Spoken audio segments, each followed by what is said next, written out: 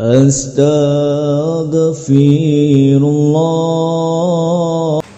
Assalamualaikum warahmatullahi wabarakatuh.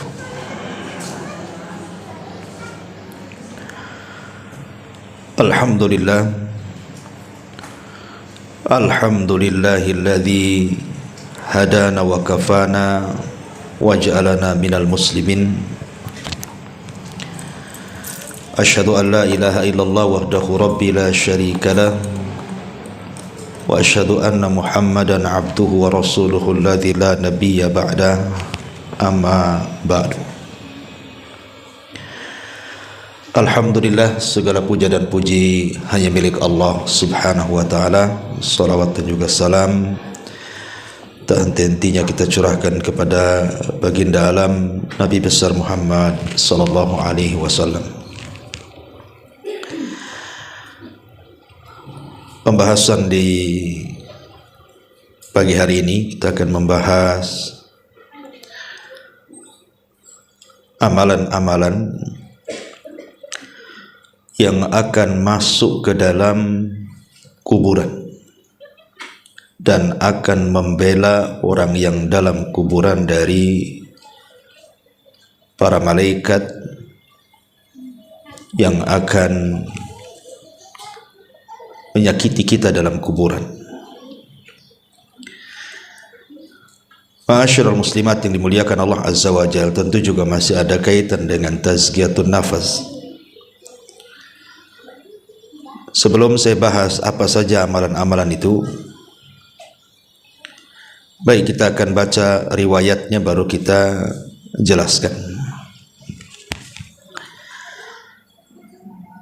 Disebutkan dari hadis Abi Hurairah radhiyallahu anhu. Hadis ini disahihkan oleh Al-Imam Al-Hakim berdasarkan syarat Muslim dan disepakati oleh Al-Imam Al-Zahabi. Tetapi sekelompok para ulama mengatakan bahwa isnadnya atau sanadnya tidak sampai sahih, tetapi derajatnya sampai kepada hasan, sebagaimana dijelaskan dalam kitab Majma' Az-Zawaid karya Al-Imam Al-Haythami, dan juga dicantumkan oleh Syekh Nasiruddin Al-Albani dalam kitabnya Sahihut Targhib dan juga Tarhib. Dari Abu Hurairah radhiyallahu an, Nabi sallallahu alaihi wasallam bersabda, innal mayyita idza wudi'a fi qabrihi innahu yasma'u hafqa ni'alihim hatta yuwalluna anhu. Sesungguhnya si mayat ketika diletakkan di kuburnya, maka ia mendengar suara sandal orang-orang yang mengantarkannya sampai mereka kembali pulang. Fa in kana mu'minan, kalau si mayat itu seorang mukmin, kanatis salatu inda ra'sihi, maka salat akan berada di sisi kepalanya. Wa kana siyamu an yaminihi, dan puasa ada di sebelah kanannya. Wa kanatiz zakatu an shimalihi, dan zakat di sisi kirinya. Wa kana fi'lul khairat min sadaqati wassilati wal ma'rufi wal ihsani ilan nas inda rijlaihi. Adapun perbuatan-perbuatan baik yang lainnya seperti sedekah, silaturrahim, perbuatan ma'ruf dan kebaikan kepada manusia lain, maka akan berada di sisi kakinya. Fayu'ta min kibali ra'sihi, lalu malaikat akan mendatangi dari arah kepalanya. Fataqulus salatu, maka salat akan berkata, ma kibali madkhalun. Kata salat kepada malaikat yang hendak mendatangi dari arah kepalanya tersebut akan mengatakan, tidak ada jalan masuk dari arahku. Thumma yu'ta an yaminihi, maka malaikat akan mendatangi dari sebelah kanannya. Fayaqulu siyam, maka puasa akan berkata, ma kibali madkhal, tidak ada jalan masuk dari arahku. Thumma yu'ta an yasari, maka malaikat akan datang dari sebelah kiri. Fataqulus az-zakatu, maka zakat akan berkata, ma kibali madkhal, tidak ada jalan dari arahku. Thumma yu'ta min kibali rijlaihi, fataqulu fi'lul khairati min sadaqati wassilati wal ma'rufi wal ihsani ilan nas ma kibali madkhal. Maka ketika malaikat mengarah dari arah kedua kakinya, maka berkatalah amalan-amalan kebaikan dari sedekah, silaturahim, perbuatan yang ma'ruf, berbuat ihsan kepada manusia, tidak ada jalan dari arah kami. Fayuqalu lahu, maka dikatakan kepada si mayat itu, setelah malaikat ini tidak bisa mendatangi dari arah kanan, dari arah kiri, akhirnya kemudian si mayat disuruh untuk duduk. Ijlis, duduk kamu. Fayajlis, maka dia pun duduk. Wa qad muthilat lahu syamsu wa qad udhiyat lil ghurubi. Kemudian setelah kemudian disuruh duduk, maka ia pun duduk, dan dihayalkanlah kepada si mayat ini bahwa matahari hampir terbenam.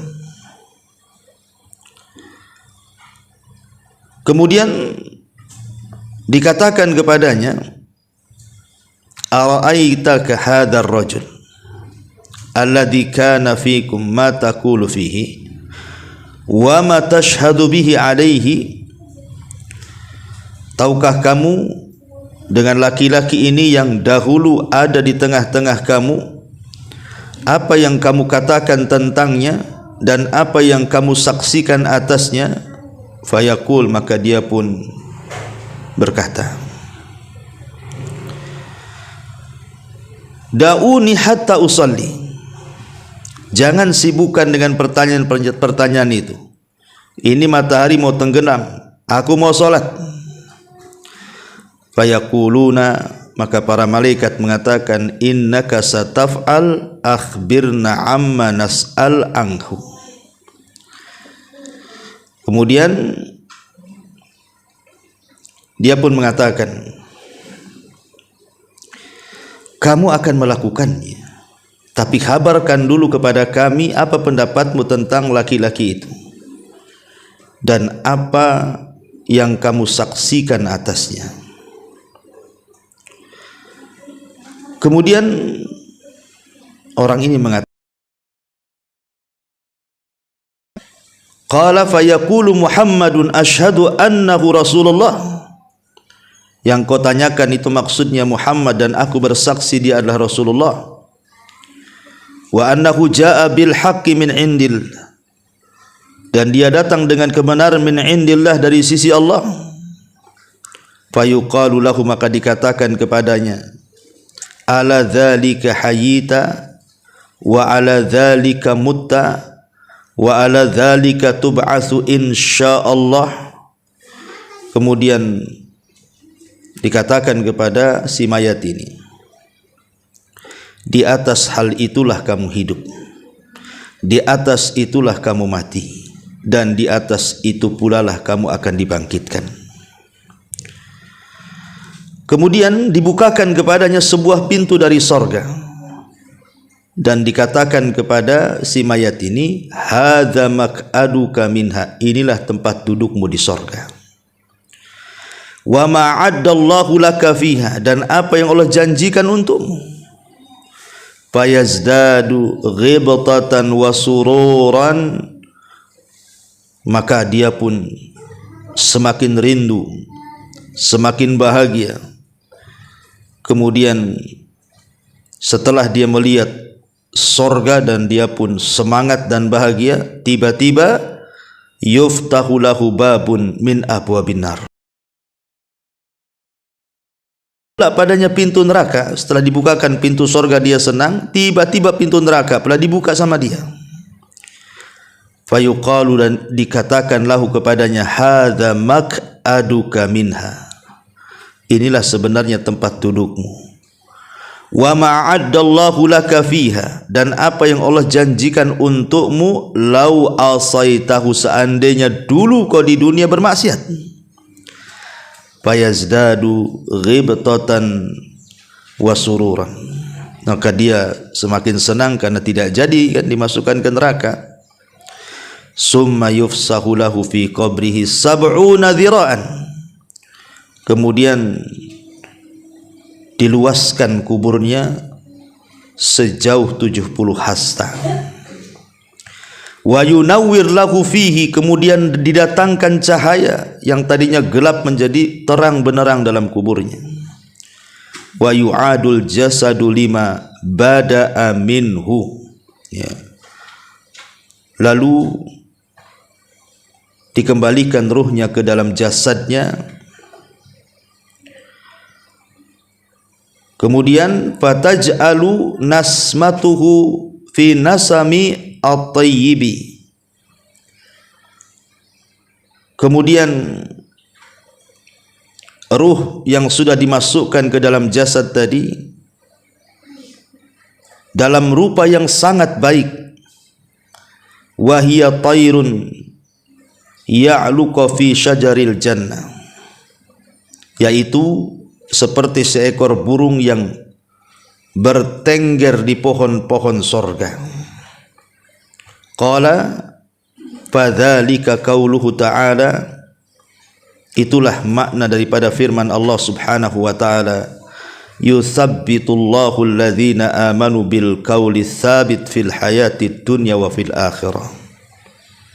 Allah akan meneguhkan orang-orang yang beriman dengan ucapan yang teguh di dalam kehidupan dunia dan di dalam kehidupan akhirat. Surat Ibrahim ayat 27. Inilah teks hadis yang kita akan bahas di pagi hari ini. Ma'asyiral muslimat yang dimuliakan Allah subhanahu wa ta'ala, lihat kisah tadi, bagaimana orang-orang yang beriman yang ketika di dunia banyak mengamalkan amal saleh. Dari amal-amal yang disebutkan dalam hadis ini, amal-amal itu akan masuk ke dalam kubur dan akan membelanya. Kita urut dari berdasarkan riwayat ini. Pertama, salat. Salat inilah yang akan membela kita di kubur kita. Maka jangan pernah meninggalkan salat. Kenapa kemudian permasalahan kubur itu harus seorang muslim itu lebih memperhatikan dengan sangat dalam? Karena Utsman bin Affan radhiyallahu anhu apabila diingatkan soal kubur itu langsung menangis, Bu. Beda kalau diingatkan dengan akhirat padahal ada neraka di situ. Tapi Utsman biasa-biasa saja. Sehingga dikatakan kepada Utsman bin Affan radhiyallahu anhu, kenapa engkau apabila mendengar kisah-kisah tentang kuburan kau menangis? Tapi kalau diceritakan tentang akhirat kamu biasa-biasa saja. Maka Utsman bin Affan radhiyallahu anhu mengatakan, celaka kalian. Bukankah kubur itu raudun min riyadil jannah au hufratun min hufarin nar? Bukankah kuburan itu bisa jadi taman yang menuju ke taman-taman sorga, atau boleh jadi dia adalah sebuah gua yang menakutkan yang akan menembus neraka? Itulah aku menangis. Makanya dari sini salah satu amalan yang sangat luar biasa bisa menyelamatkan kita di kuburan itu adalah solat, karena solat akan masuk ke dalam kuburan kita dan dia akan menjaga kepala kita. Jelas-jelas dia membela ketika malaikat akan datang kepada kita, dia pun membela kepala kita dan mengatakan, tidak ada jalan untukmu ke sini. Subhanallah, dari sini solat itu penyelamat. Kemudian yang kedua, solat itu adalah ibadah yang paling efektif untuk menggempur dosa. Dalam sebuah hadis Nabi SAW mengatakan, ara'aitum law anna nahran bi babi ahadikum yagtasilu minhu kulla yawmin 5 marrat hal yabqa min daranihi syai'un? Qalu la yabqa min daranihi syai'un. Faqala an-nabiy SAW, fadzalika mithlu as-salawatil khams yamhullahu bihinnal khataya, muttafaqun alaih. Kata Nabi SAW, bagaimana pendapatmu kalau engkau punya sungai di depan rumahmu itu dan engkau mandi 5 kali dalam sehari di sungai yang bersih, yang jernih itu? Bukankah aku akan bersih badanmu dari kotoran-kotoran, debu yang menempel di badanmu itu, atau daki-dakimu akan hilang? Maka sahabat tentu Rasul, kalau orang mandi 5 kali, ya habislah daki di badan tuh. Kata Nabi SAW, itulah solat 5 waktu. Sama dengan kita membersihkan di sungai sehari 5 kali. Lihat bagaimana keutamaan solat. Pertama, menyelamatkan dan membela kita di kuburan. Yang kedua, sebab terbesar dosa kita akan diampuni. Bahkan yang lebih hebat dibandingkan itu, Bu, solat itu penyebab terbesar kita akan mendapatkan nikmat di akhirat melebihi nikmat sorga itu sendiri. Sorga itu sudah nikmat, tapi ada yang lebih nikmat dibandingkan kenikmatan sorga. Apa itu? Ru'yatullahi azza wa jal. Kita akan melihat Allah. Maka siapa yang banyak salat, maka dia akan banyak melihat Allah. Terutama salat subuh dan salat asar, kalau kita senantiasa menjaganya. Dan itu berdasarkan hadis.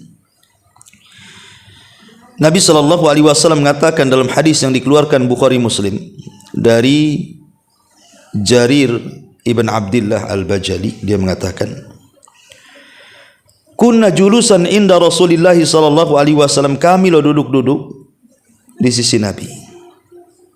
Idh nadhara ilal qamari lailatal badri, ketika itu Nabi melihat bulan yang sedang terang-terangnya karena waktu itu sedang purnama. Faqala, maka Rasul mengatakan, amma innakum satarawna rabbakum kama tarawna hadzal qamar la tudhammuna fi ru'yatihi fa in istata'tum alla tughlabu ala salati qabla tulu'i syamsi wa qabla ghurubiha faf'alu. Adapun kalian akan melihat Rabb kalian, kata Rasul, seperti melihat bulan purnama malam ini. Engkau lihat bulan purnama itu, maka sahabat melihat bulan purnama. Lah seperti itu engkau melihat Allah, tidak berdesak-desakan sedikit pun. Maka kalau kalian ingin melihat Allah dan kalian bisa, maka lakukan. Syaratnya apa? Kalau kalian mampu untuk tidak terkalahkan dengan sebuah solat sebelum terbit matahari, maksudnya solat fajar, wa qabla ghurubiha, dan solat subuh, maka kata Rasul SAW, faf'alu, lakukan. Dari sini istinbat para ulama bahwa solat itu adalah sebab terbesar kita mendapatkan nikmat ru'yatullah, melihat Allah. Dan itu juga berdasarkan Al-Quran surah Al-Qiyamah dari ayat 22 sampai ayat 32. Wujuhu yawma idzin nadhirah ila rabbiha nadhirah wa wujuhu yawma idzin basirah tadunnu alla yaf'ala biha faqirah. Kalla idza balagatit taraqi wa qila man raq wa dhanna annahu al-firaq wal taffatis saqu bisaq ila rabbika yawma idzinil masaq fala saddaqa wala shalla walakin kadzdzaba wa tawalla. Wajah-wajah orang yang beriman pada hari itu berseri-seri, kepada Tuhannya lah mereka melihat, dan wajah-wajah orang kafir pada hari itu muram. Mereka yakin bahwa akan ditimpakan kepadanya malapetaka yang dahsyat. Sekali-kali jangan apabila napas seseorang telah mendesak sampai ke kerongkongan, lalu dikatakan kepadanya, siapakah yang dapat menyembuhkanmu? Dan dia yakin bahwa sesungguhnya itulah waktu perpisahan dengan dunia, dan bertautlah betis kiri dan betis kanan, kemudian Tuhanmu lah pada hari itu kamu dihalau. Karena ia tidak mau membenarkan Rasul dan juga Al-Quran, dan tidak mau mengerjakan solat, tetapi ia mendustakan Rasul dan berpaling dari kebenaran. Nah, di sini di ujung ayat, ketika orang-orang kafir mereka dihalangi dari melihat Allah karena mereka tidak salat, menunjukkan bahwa kalau seandainya dia masuk Islam dan dia salat, maka tidak ada terhalangi antara dia dengan wajah Allah subhanahu wa ta'ala. Ini cukup 3 perkara ini saja. Ini sudah rahasia di balik solat luar biasa, Bu. Pertama, solat itu penyelamat kita di kuburan. Yang kedua, solat itu penggugur dosa terbesar. Dan yang ketiga, solat itu sebab terbesar kita melihat wajah Allah subhanahu wa ta'ala. Ini yang pertama. Yang kedua, sodakoh. Sodakoh, dan di sini juga disebut zakat dulu, kemudian sedekah. Apa sih bedanya zakat dengan sedekah nih, Bu? Ya.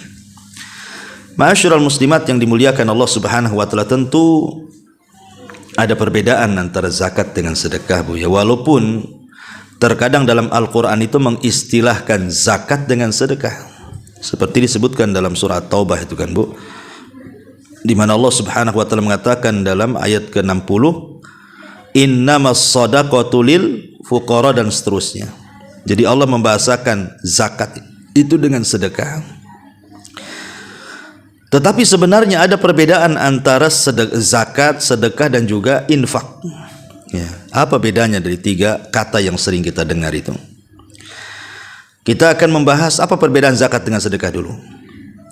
Zakat itu, Bu, itu diwajibkan Islam dengan benda-benda tertentu seperti emas, perak, pertanian, perdagangan, hewan ternak. Nah, itu khusus, itu berkaitan dengan itu zakat itu. Tapi kalau sedekah tidak mesti, ya, tidak mesti dengan yang sudah ditetapkan. Umpamanya kalau zakat ternak, ada unta, ada sapi, ada kambing. Kalau sedekah tidak perlu, boleh juga pakai ayam, kan gitu ya. Mentok, bebek, terserah. Ya, lebih umum sedekah itu. Kemudian kalau zakat itu kan ditentukan tuh haul dan nisabnya, Bu. Harus setahun. Ya, kemudian ada nisabnya. Kalau sedekah kan tidak ditentukan, harus setahun, dan tidak ditentukan kadar nisabnya juga gitu ya. Kemudian yang ketiga, zakat itu diberikan kepada orang-orang tertentu yang disebutkan oleh surah At-Taubah 60 itu kan 8 asnaf. Tapi kalau sedekah sama orang kaya pun boleh. Ya, namanya sedekah, nolong, ya kan? Kemudian yang nomor 4, orang yang mati dan dia punya hutang zakat, Bu, maka ahli warisnya harus mengeluarkan dari harta warisannya. Kalau sedekah tidak. Ya. Kemudian yang nomor 5, orang yang tidak mau bayar zakat, Bu, itu akan diazab. Berdasarkan hadis yang ma'ruf kan, bagaimana azab orang yang meninggalkan zakat. Tapi kalau orang meninggalkan sedekah, Walaupun dia sanggup sedekah, ya nggak mungkin diazab karena kan sifatnya sunnah. Kalau zakat wajib gitu ya. Kemudian zakat ini berdasarkan madhab imam yang 4, ya, tidak boleh diberikan kepada keluarga yang merupakan usul ataupun furu. Usul itu maksudnya bapak ke atas, furu itu maksudnya anak ke bawah, cucu, cicit gitu ya. Kalau bapak ke atas kan bapak, kakek, buyut, dan begitu seterusnya. Itu zakat tidak boleh diberikan kepada mereka karena memang kewajiban kita menafkahi mereka. Tapi kalau sedekah boleh, baik ke atas atau ke bawah. Kemudian juga yang nomor 7, zakat itu tidak boleh diberikan kepada orang kaya ataupun orang yang kuat bekerja. Tapi kalau sedekah boleh. Ya. Kemudian yang nomor 8, yang paling afdol pada masalah zakat ini diambil dari orang kaya tempatan, kemudian disalurkan kepada orang miskin tempatan juga. Artinya jangan disalurkan keluar, itu yang paling afdol. Bahkan ada yang sampai ulama itu mengatakan tidak boleh dikirim zakat itu ke luar daerah gitu ya. Tapi kalau sedekah kan nggak ada khilaf, Bu. Mau ke orang dekat, mau ke orang jauh, boleh-boleh saja, nggak ada masalah ya. Kemudian zakat itu tidak boleh diberikan kepada orang kafir, tidak boleh diberikan kepada orang musyrik. Tapi kalau sedekah boleh, nggak ada masalah, mungkin untuk melembutkan hatinya. Kemudian yang nomor 10, tidak boleh seorang muslim memberikan zakat kepada istrinya, tidak boleh. Tetapi kalau sedekah boleh, ataupun sebaliknya ya. Jadi inilah perbedaan zakat dengan sedekah. Tapi kalau infak ini lebih umum, Bu. Infak ini tidak mesti harus dengan barang gitu ya. Pokoknya infak ini lebih umum, masuk padanya wakaf, hibah, macam-macam, dia lebih umum lagi ya. Tapi ini bukan tempatnya kita jelaskan. Yang ingin saya jelaskan kenapa kemudian di sini disebut zakat secara khusus, kemudian sedekah secara umum dalam hadis ini. Karena nanti zakat itu akan membela kita dari arah sebelah kanan. Ya. Zakat itu dari sebelah kiri dulu ya. Sebelah kiri dulu, nah sebelah kanan puasa. Jadi zakat itu akan berada di sebelah kiri kita. Lalu apa sih keistimewaan zakat kok dia bisa membela betul-betul kita ketika di kuburan itu? Yang pertama, Bu, karena zakat ataupun sedekahlah secara umum kan, karena Al-Quran juga sering mengistilahkan zakat itu dengan sedekah. Karena kalau kita lihat keutamaannya, sedekah ataupun di dalamnya ada zakat itu, dia adalah ibadah yang sangat tinggi sekali nilainya di hadapan Allah Subhanahu wa taala. Disebut dengan afdol al-amal, seafdol-afdolnya amal.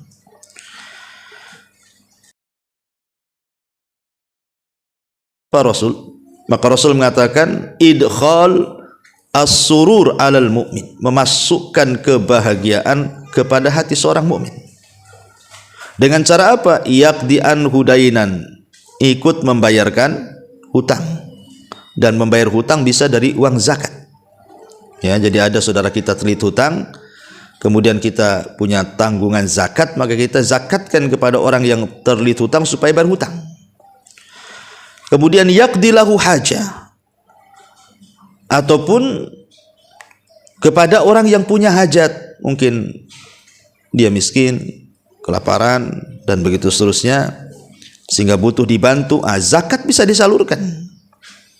Karena bagaimanapun orang-orang fakir dan miskin masuk dalam asnaf zakat, dan juga masuk dalam sedekah juga ya. Termasuk juga yanfusulahu kurbatan, bisa menghilangkan kurba, kesulitan. Intinya bahwa sedekah dan zakat ini seafdal-afdal amal. Yang kedua, bisa menghindarkan mara bahaya. Kata Nabi SAW, "Sana'iul ma'ruf taqi masari as-su wal afat wal muhlikat." Jadi perbuatan-perbuatan bisa memalingkan kita dari perbuatan buruk atau kejadian buruk atau peristiwa yang akan menghancurkan, peristiwa yang akan mencelakakan. Kita bisa dihindar dari bala dan bencana gara-gara sedekah. Kenapa? Karena sedekah ini bisa menggugurkan atau meredam, ya, bahasanya meredam kemurkaan Allah Subhanahu wa taala. Ya. Termasuk juga orang yang bersedekah itu pahalanya dilipat gandakan. Pahala orang bersedekah itu lipat gandakan. Sampai Allah mengatakan dalam surah Al-Hadid ayat 18 itu kan, innal musaddiqina wal musaddiqati innal musaddiqina wal musaddiqati wa aqridullaha qardan hasana yudha'af lahum wa lahum ajrun karim. Ketika Allah mengatakan dan mereka wa aqradu menggadaikan dengan Allah Subhanahu wa taala dengan gadaian yang baik, maka akan dilipat gandakan tuh pahalanya dan bagi mereka pahala yang baik. Dan banyak lagi, karena seperti mampu menghapuskan dosa-dosa, ya jelas ya kan. Kemudian juga hartanya menjadi berkah dan bertambah. Kemudian juga bisa terjaga dari azab Allah dan penyebab terbesar juga masuk surga. Kemudian juga sedekah sebagai dalil keimanan kita. Maka disebut sedekah itu dari kalimat sodaqah, membenarkan. Jadi ketika sedekah itu kalau kita tidak bersedekah padahal kita mampu sedekah, berarti dipertanyakan keimanannya, karena itu menunjukkan kejujuran iman seseorang sedekah itu. Ya. Termasuk juga sedekah ini juga adalah pintu-pintu terbukanya sebuah kebaikan. Macam-macam kebaikan itu banyak masuk dari pintu sedekah. Dan banyak lagi lah, karena sedekah ini seagung inilah, maka kenapa kemudian zakat ini akan membela kita di sebelah kiri kita. Kemudian yang ketiga, puasa. Puasa, ya. Ma'ruf puasa jelas keutamaannya, karena satu hari ibu berpuasa di jalan Allah Subhanahu wa taala, kata Nabi SAW, man shoma yauman fi sabilillah ba'adallahu wajhahu anin nari sab'ina kharifa, maka wajah ibu akan dijauhkan dari api neraka itu 70 tahun perjalanan. Sampai di mana nih kalau ibu jalan 70 tahun berhenti itu, Bu? Udah jauh tuh. Sejauh itulah wajah kita dijauhkan dari api neraka. Itu yang puasa sunnah, Bu. Pemanya puasa Senin atau puasa Kamis, itulah pahalanya. Semana dengan puasa wajib. Ya. Kemudian juga puasa sendiri adalah rahasia kesabaran orang. Jadi di balik puasa itu ada rahasia kesabaran yang tidak ada dalam ibadah yang lain, Bu. Jadi ibadah puasa ini terkait dengan 3 kesabaran. Sabar dalam menjalankan ketaatan, sabar dalam menjauhkan kemaksiatan, dan sabar dalam menghadapi qada dan qadar. Adapun sabar menjalankan ketaatan, yang memang puasa harus sabar, kalau enggak batal lah, Bu, ya kan? Kemudian yang kedua, sabar dari meninggalkan maksiat. Jangan sampai ketika berpuasa ibu gibah, habis puasanya pahalanya, percuma lapar-lapar kan gitu. Ataupun sabar dalam menghadapi qada dan qadar, karena rasa lapar, rasa haus itu bagian dari takdir Allah. Kalau orang tidak makan lapar, kalau orang tidak minum haus, itu sudah takdir, dan kita harus sabar di situ. Makanya ketika puasa mencakup 3 perkara ini, bahwa kandungan puasa ini luar biasa, karena dia adalah aplikasi atau perwujudan dari rasa sabar itu sendiri. Dan sabar ini adalah separuh sifat yang memasukkan kita ke surga. Kan ada 2 sifat kalau kita miliki, Bu. 2 sifat inilah penyumbang terbesar kita masuk surga. Pertama sabar, yang kedua syukur. Sabar akan musibah dan syukur akan nikmat. Orang kalau dihiasi dengan 2 sifat ini, inilah yang paling menonjol. 2 sifat orang itu sebab masuk surga. Jadi karena ada terkandung kesabaran puasa dan pahala puasa, pahala orang sabar itu jelas dalam Quran. Innama yuwaffas sabiruna ajrahum bighairi hisab. Kami akan cukupkan orang-orang yang sabar itu tanpa hisab, menunjukkan bahwa puasa itu luar biasa. Ya, akan diberikan pahala yang berlipat ganda yang kita tidak tahu. Apalagi satu-satunya ibadah yang mendekati keikhlasan itu adalah puasa. Kenapa saya katakan mendekati keikhlasan dibandingkan ibadah yang lain? Karena puasa nggak nampak, Bu. Kalau sholat nampak lah ibu takbiratul ihram sampai salam. Kalau sedekah ibu nampak jinjing uang, atau mungkin kalau zakat fitrah nenteng beras. Kalau haji nampak ada manasiknya. Ya. Jadi semua ibadah, baca Quran nampak, semua nampak. Tapi kalau puasa nggak nampak, Bu. Umpamanya sekarang hari Kamis umpamanya. Mungkin di antara ibu ada yang puasa, ada yang tidak. Mana ibu tahu di samping ibu puasa? Tahu Ustaz, gimana caranya? Nih kami edarkan aqua gelas, tak diminum sama dia tuh. Jangan-jangan dia puasa tuh. Belum tentu. Jangan-jangan dia memang lagi nggak mood minum kan gitu ya.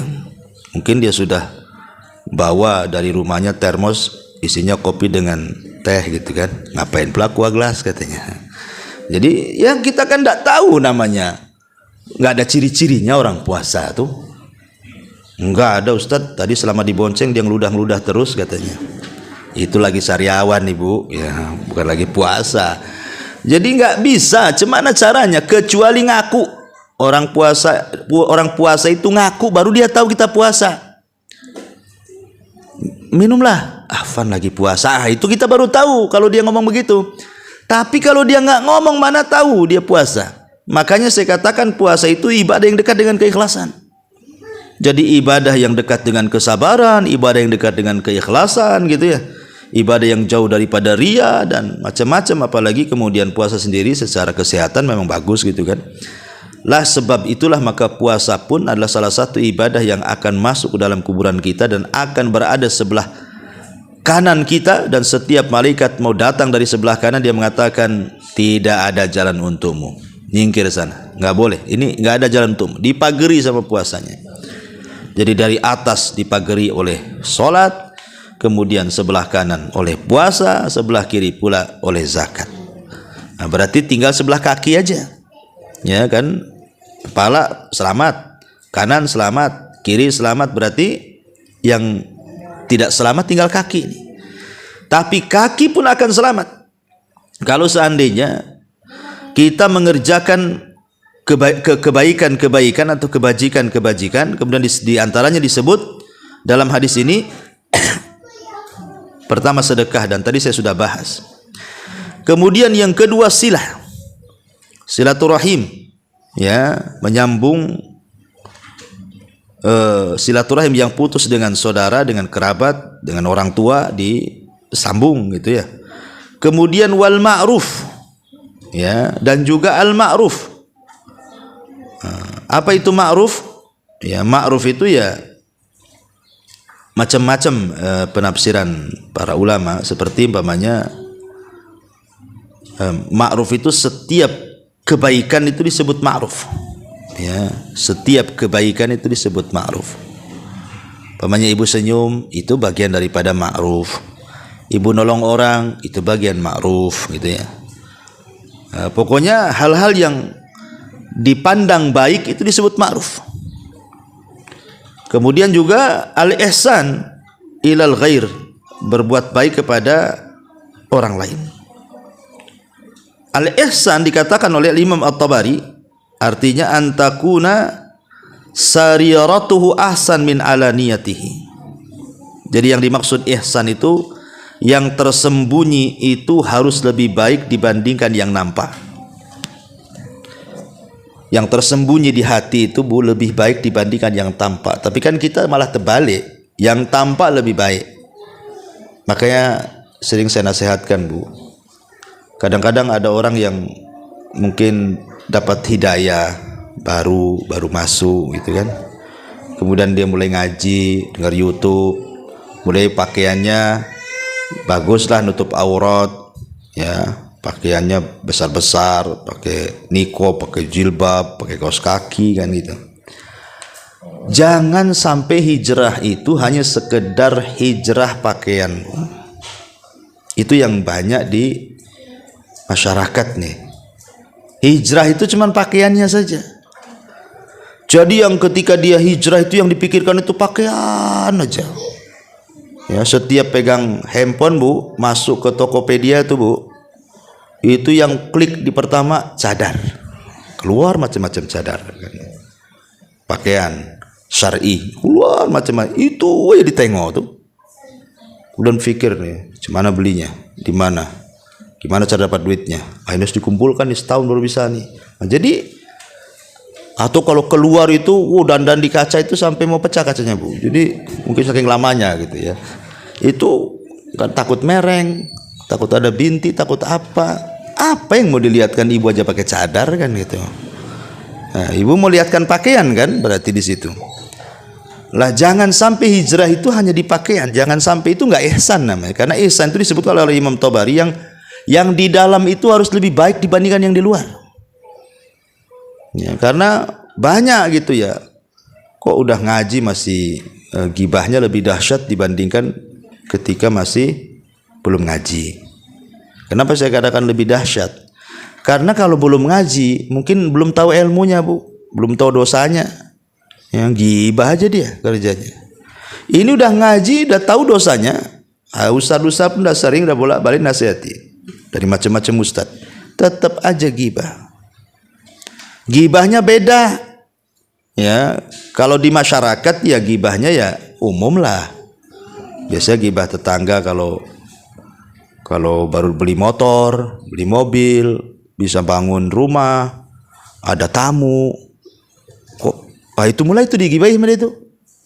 Tapi kalau udah ngaji, ya itu juga bagian gibah. Tapi biasanya gibahnya lain. Ya gibahnya agak syar'i lah. Nggak ada gibah syar'i itu ya. Ya gibah ya dosa lah. Nah, cuman yang digibah ya sesama umahat yang sudah ngaji, sampai ke ustadznya digibahi kan itu ya. Jadi kena semua. Gibah masalah dilarang, jangan ngaji ke sana. Itu saya dengar Ustadz Anu itu gini ustadznya yang kena. Ya, itu kan gibah Bu. Nah, jadi beda hukum itu, lebih parah lagi orang ngaji gibahnya. Karena dia tahu hukum masalahnya. Jadi saya nasihatkan kalau bisa hijrah ya hijrah, mendingan hijrah hatinya daripada pakaiannya, daripada hijrah pakaian hatinya tak pula tak hijrah masih kotor, masih penuh hasad, dengki dan begitu seterusnya. Karena itu belum sampai ke taraf ihsan namanya. Nah, ihsan juga disebutkan dalam sebuah riwayat dari Musnad Abi Hanifah rahimahullahu taala, dia mengatakan qala al-ihsan an ta'mala lillah. Tiap yang kita beramal ditujukan kepada Allah itulah ihsan. Dan dalam riwayat Muslim antahsyallaha ka'annaka tarahu fa innaka illam takun tarahu fa innahu yara. Jadi ihsan itu seolah-olah kau takut kepada Allah. Kalaupun tidak bisa maka yakinlah Allah melihat kita. Ya. Intinya bahwa ihsan itu kalau diterjemahkan adalah kebaikan. Dan kebaikan itu sering saya ulang-ulang Bu. Ya, jangan meremehkan sekecil apapun kebaikan. Walaupun kecil. Jangan.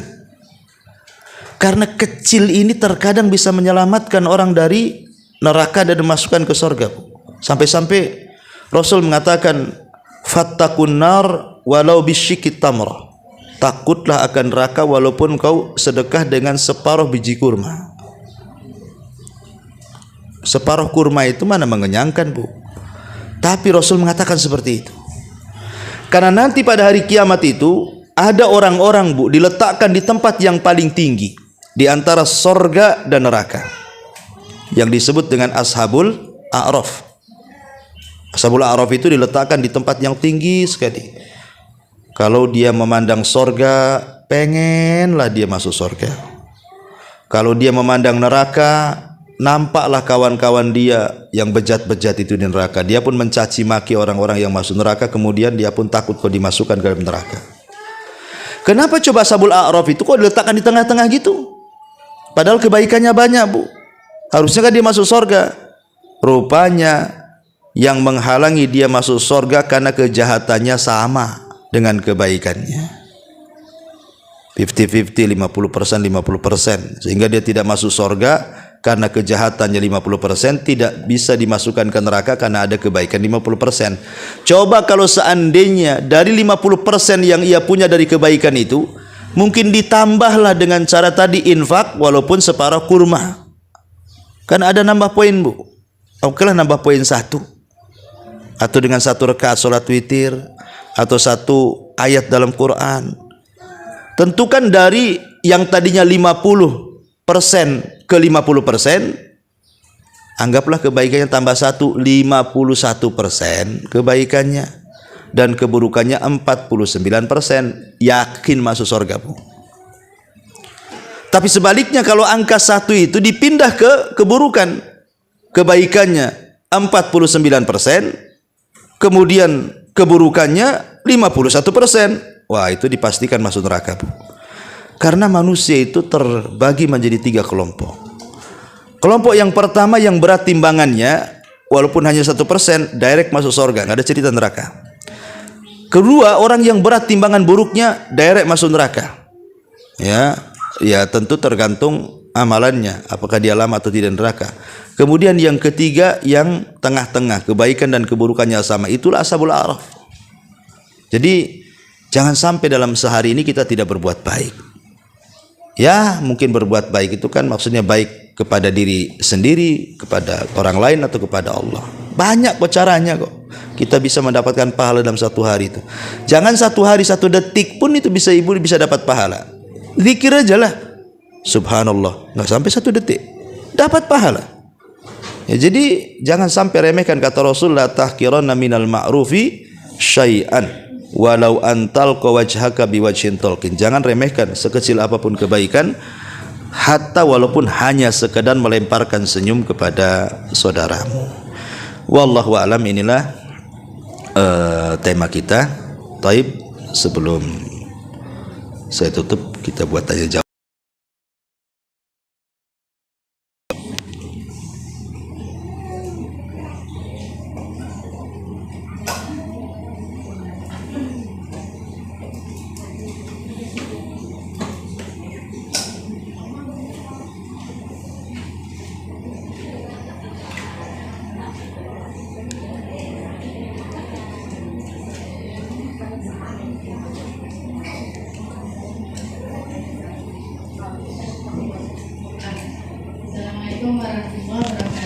Ya, waalaikumsalam warahmatullahi wabarakatuh. Ini tentang ashabul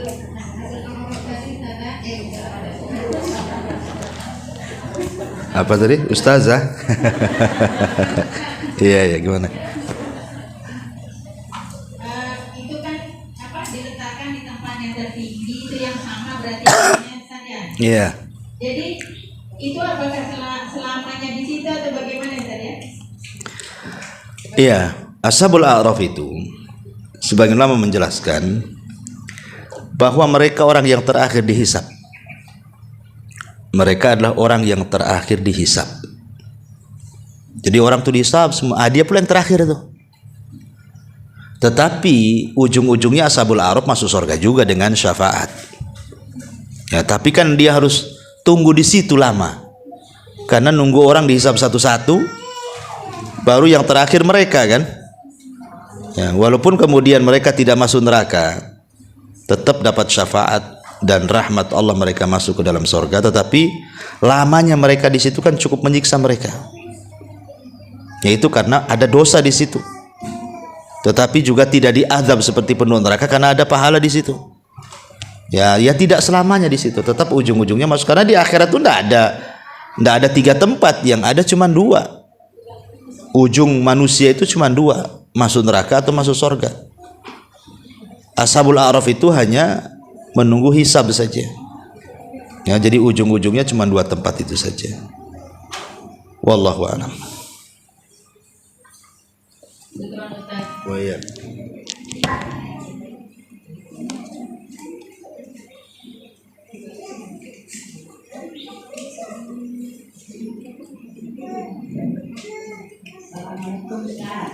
Ya, waalaikumsalam warahmatullahi. Ini yang saya tanyakan masalah fitrah.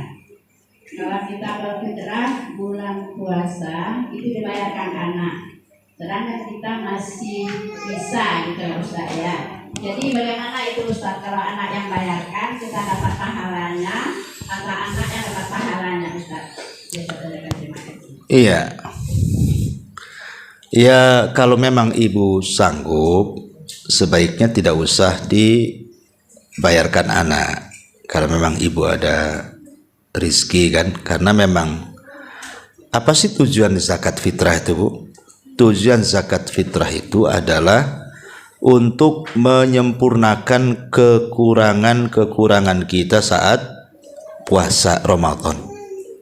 Ya, kita tidak tahu lagi puasa, mungkin kita ini gibain orang, ya kan? Mungkin kita dusta, mungkin kita jelekin orang, rendahin orang, kan kita tidak tahu, Bu. Sama dengan sholat, kadang khusyuk, kadang tidak, kadang melamun, ya kan? Sholat kan gitu juga, Bu. Lah sholat rawatib itu bisa nembel kekurangan sholat wajib. Lah zakat fitrah itu untuk menembel kekurangan ibu puasa selama Ramadan. Jadi dikurangi dengan, disempurnakan dengan zakat fitrah itu. Karena itu untuk membersihkan orang yang berpuasa. Itu salah satunya fungsinya, karena banyak fungsi yang lain kan. Cuman ini salah satu fungsi yang berdasarkan nas hadis seperti itu. Tuhratun lis-shaimin, untuk membersihkan orang-orang yang berpuasa. Sehingga kalau bisa jangan difitrahkan orang. Kalau kita sanggup, ya fitrahkan diri sendiri saja. Nah, tapi kalau seandainya anak itu memberikan uang kepada ibu untuk zakat fitrah gitu ya, artinya diterima dulu sebagai pemberian anak, bahwa uang itu adalah sudah jadi hak milik ibu. Nah, dengan uang itu ibu bisa berikan beras. Ya, tidak ada masalah seperti itu. Jadi anak ingin berbuat baik, dia ngasih uang sama orang tuanya. Nah, uang yang dari anak itu kan sudah milik ibu tuh, bukan milik orang anaknya lagi. Dibelikan. Nah, tapi kalau memang ibu kasihan anaknya juga masih susah gitu ya, dan ibu sanggup, ya bayar sendiri aja lah zakat fitrah. Itu lebih afdal. Ya, wallahu a'lam. Iya. Mohon dijelaskan tentang amalan yang membuat orang bisa masuk surga tanpa hisab. Yang keduanya, bagaimana kita berdoa bisa dimasukkan dalam keadaan sakit. Maksudnya gimana? Amalan-amalan yang bisa seseorang itu bebas dari hisab gitu. Oh. Terus yang keduanya doa atau amalan yang bisa kita mati dalam keadaan sahih. Husnul khotimah. Wa iya. Ya. Ya, alhamdulillah. Salatu wassalamu ala Rasulillah. Amma ba'du. Ada sebuah hadis yang ma'ruf ya, ketika Nabi sallallahu alaihi wasallam diperlihatkan umatnya pada hari kiamat. Jadi ada di antara umatnya itu 70.000 yang masuk surga tanpa hisab dan adab. Lah salah satunya, kemudian Nabi SAW menjelaskan itu maksudnya siapa sih kelompok ini. Maka Rasul Shallallahu Alaihi Wasallam menyebutkan 4 sifat. Ya, 4 sifat. Pertama, alladzina la yastarqun, orang-orang yang tidak minta diruqyah. Sebenarnya minta diruqyah boleh, ya, kalau memang mendesak, kata Syekh bin Baz, kalau tidak salah, kalau memang tidak ada cara lain pengobatan, maka ruqyah itu sebagai alternatif terakhir gitu maksudnya. Maka itu tidak mempengaruhi, tidak terkeluar dari 70 orang yang masuk surga tanpa adab dan hisab. Tapi kalau Sebenarnya obat lain banyak, ataupun dia pun bisa meruqyah diri sendiri, ngapain Pak orang lain meruqyah dia, kan gitu ya. Nah, maka ketika kita ada alternatif yang lain, sedikit-sedikit minta ruqyah, ya itulah yang terkeluar dari orang-orang yang tanpa hisab dan adab. Kemudian yang kedua, wala yaktawun, orang yang menggunakan besi-besi panas dijadikan pengobatan. Kenapa? Karena ini mengurangi tauhid. Sama dengan ruqyah, minta ruqyah mengurangi tauhid karena takut ada ketergantungan hatinya dengan si peruqyah, bukan dengan Allah. Ataupun orang yang berobat dengan besi yang disundut itu, dengan besi panas, takut timbul rasa takut yang berlebihan sehingga dia takut kepada besi bara api dibandingkan takut dia kepada Allah Subhanahu wa taala. Ya. Kemudian kata Nabi SAW, anggap sial, barang, benda, binatang, mimpi, itu karena mengurangi tauhid juga. Dan yang terakhir, wa ala rabbihim yatawakkalun, dan kepada Rabbnya mereka pun bertawakal kepada Allah Azza wa Jalla. Memang ini agak berat, Bu. Ya, berat ya. Tawakal itu bukan perkara yang mudah, memang berat sekali karena itu kan menyandarkan hati kepada Allah. Terkadang ketika kita ini diuji oleh musibah saja, kadang-kadang hati kita ini bisa berubah, ya. Nggak susah untuk tawakal kepada Allah tuh. Baru diuji sedikit saja kita tawakalnya kepada makhluk. Ya, kadang-kadang seperti itu. Tapi kalau orang bisa melalui 4 perkara ini, ya insya Allah berdasarkan sabda Nabi dia akan masuk surga tanpa hisab dan adab. Termasuk juga para mujahidin, ya, orang-orang yang berjihad di jalan Allah Subhanahu wa taala. Ya, tetapi apakah orang yang mati syahid itu juga harus mati di medan tempur? Tidak. Niat ingin mati syahid aja kalau meninggal di rumahnya sudah dianggap mati syahid. Ya. Ya, intinya Bu, banyak-banyak berdoa minta kepada Allah agar diwafatkan kelak tanpa hisab dan azab. Ya. Ini yang pertama. Pendek-pendek aja. Yang kedua tadi penyelamat apa tadi? Amalan penyelamat azab kubur. Ulangi, Bu. Oh, dimatikan dalam keadaan husnul khotimah. Ya banyak, Bu. Intinya kalau husnul khotimah kan berkaitan dengan amal soleh, Bu. Pokoknya, Bu, banyak amalan-amalan yang jelas. Seperti umpamanya ibu sebelum tidur. Sebelum tidur itu, Bu, ibu perbanyaklah di situ, entah baca Quran, entah zikir, doa-doa tidur, ya. Perbanyak amal soleh sebelum tidur itu. Kalau Allah Subhanahu wa ta'ala takdirkan kok ibu nggak bangun lagi alias mati, insya Allah, Bu, ibu husnul khotimah.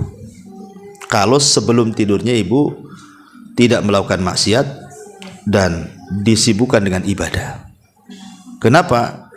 Karena orang yang menjaga wudhu saja sebelum tidur, umpamanya ibu belum tidur kemudian menjaga wudhu, saat ibu tidur itu jadi ibadah, Bu. Karena ada malaikat samping samping kanan kiri ibu. Kalau ibu berguling ke arah kanan, malaikat sebelah kanan mengatakan, ya Allah ampuni orang ini, ya Allah rahmati orang ini. Apabila dia berguling ke sebelah kiri, maka malaikat sebelah kiri juga akan mengatakan sama, ya Allah ampuni orang ini, ya Allah rahmati orang ini. Masalahnya ini guling-guling sana sini, Ustaz. Tetap dia didoakan malaikat sampai pagi. Sehingga kalau Allah takdirkan didoakan malaikat sampai pagi, otomatis dia kalau meninggal husnul khotimah lah. Jadi orang itu mudah melihat husnul khotimah atau tidak, lihat amalan sebelum tidurnya, Bu. Kalau amalan sebelum tidurnya begadang, maksiat, dugem, minum, dan begitu seterusnya, kan. Kemudian pulang langsung tidur, kok besoknya nggak bangun lagi, itu alamat sul khotimah tuh. Ya, kemudian juga selain daripada itu yang khusus ya seperti talabul ilmi. Ibu datang dari rumah kemari niatnya karena ingin belajar. Kalau takdirkan di tengah jalan mungkin ada yang ugal-ugalan, ibu sudah hati-hati tetap juga ditabrak orang, Allah takdirkan pula meninggal. insya Allah meninggalnya husnul khotimah. Kenapa? Karena memang sedang berjalan ke tempat ilmu. Ya, seperti kasusnya seseorang Bani Israel yang membunuh 99 jiwa, kemudian digenapkan dengan seorang pendeta yang tidak punya ilmu, akhirnya ditanya tak tahu, marah, dia dibunuh jadi 100. Lah salah satu yang menyebabkan orang pembunuh 100 jiwa masuk surga itu karena dia disarankan oleh seorang alim untuk datang ke sebuah daerah, di situ banyak orang banyak alimnya, banyak ahli ibadahnya, suruh belajar. Makanya dia semangat menuju desa tersebut, di tengah jalan dia meninggal. Tapi Allah takdirkan masuk surga kan, baru melangkah dia tuh. Ya, jadi dan banyak lagi, intinya perbanyak amal soleh, perbanyak zikir, perbanyak istighfar.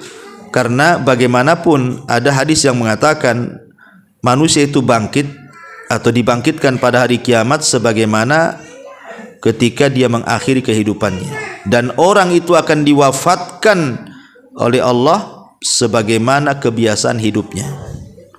Kalau kebiasaan hidupnya banyak maksiat, diwafatkan seperti itu. Kalau kebiasaan hidupnya banyak ibadah, maka akan diwafatkan seperti itu dan akan dibangkitkan seperti itu. Wallahu alam. Pembahasan ini panjang, kalau cerita sul husnul khotimah ini perlu kajian lagi yang lebih mendalam, tapi cukuplah sebagai pengetahuan. Sampai di sini Bu. Subhanakallahumma bihamdika asyhadu an la ilaha illa anta astaghfiruka wa atubu ilaik. Allahu ta'ala a'lam. Assalamualaikum warahmatullahi wabarakatuh.